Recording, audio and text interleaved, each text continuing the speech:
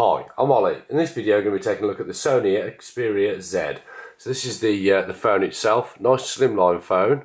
Just give you a quick look around it. A few kind of key selling features. It's a quad-core 1.5 phone. It's got a good amount of RAM. As you can see, you've got a really unique slimline design. It's a 13 megapixel camera on the back. You can see you've got a highly reflective gloss finish. It's a very square design, so in the hand it does feel a little bit like edges do poke in yourself a little bit, but obviously I think something like this you're going to have a case on it. You've got a 1080p screen, it's 5 inches, the pixel density is really high. I mean, I don't think I'm really going to be able to show you with the camera, but the actual quality of it is really impressive. Just flick that over.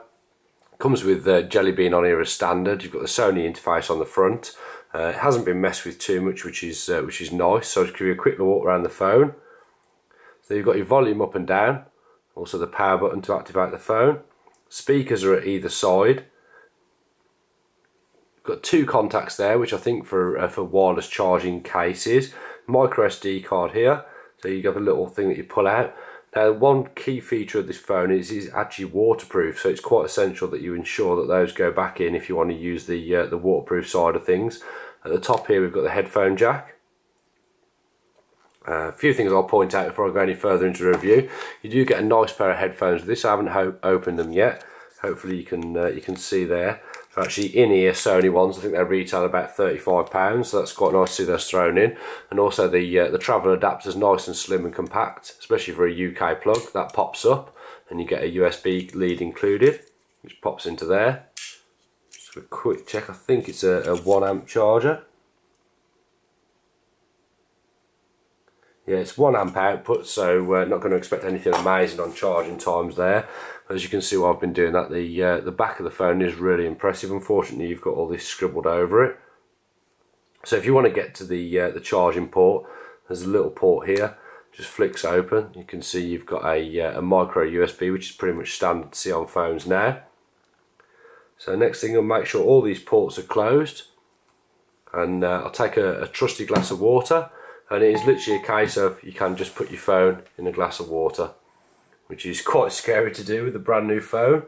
If I just flick that on, you can see there. So yeah, that is a really cool feature. I don't think it's a phone I'm particularly going to be throwing around underwater. And it's the first phone I've ever tested that is actually waterproof, especially in something slimline. When you pop in a case on it, it doesn't seem to stand out that much and doesn't seem to worry me. But with something like this, it does is a little bit worrying with such an expensive phone. But I'll just give you a quick flick through. So this is what you get pretty much out of the box. I've literally just connected this to Wi-Fi and had a quick mess around on it today. So here's your set the apps that you get included. So you've got like Xperia Link, Sony Car. Sony have put some work into the background apps. How well they'll actually be useful in day-to-day life, I'm yet to establish. I will be doing a full review on this later. You've got the media remote control. You've got your own online thing. They've included a diagnostics tool, which might be quite useful if there are any issues. You've got the Walkman feature, which is the music. The camera on here. It's a 13 megapixel camera, so it's pretty much as good as it gets on phones these days. Auto selects the mode, so you can see there it's gone to macro mode. Doesn't move it away. Just try and refocus on that, so it's just in standard mode. It automatically picks landscape and so on. You get a little indication of the thing there. It's intelligent cybershot technology built in. It's got a Bravo engine for the screen, so it really does enhance the colours. So you're making the best use of a 1080p screen in 5 inch. So if you imagine your 40-inch TV screen, that's pretty much what you've got on this phone, but in a 5-inch panel. As I've covered the waterproof part, you've got N-spec wireless, you've got HDR built into the camera. Really well thought out. Really looked forward to having a quick mess with this. Obviously, as I said, I'll be doing a full review shortly. Got lots of case reviews to do, so if you're interested in any cases for your Xperia Z, subscribe to my channel. I'll keep you updated. I've got plenty to do on here. And if this video has helped on YouTube, if you could like it, that'd be much appreciated. Share it with anyone you find relevant. Any questions about the phone, ask below, and I'll do my best to get back to you as soon as possible. And thanks a lot for watching.